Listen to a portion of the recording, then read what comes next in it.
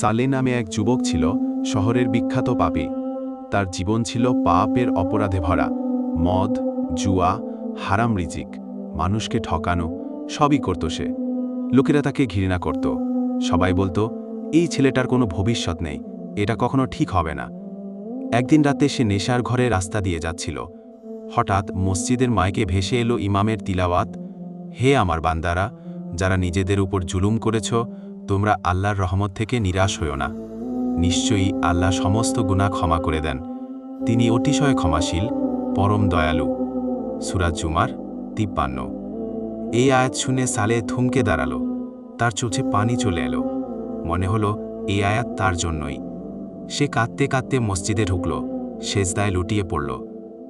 সে চিৎকার করে বলল, হে আল্লাহ, আমি অনেক গুনাহ করেছি, কিন্তু আজ থেকে আমি তওবা করলাম, আমাকে ক্ষমা করে দিন। মসজিদের মানুষগুলো হতবাক।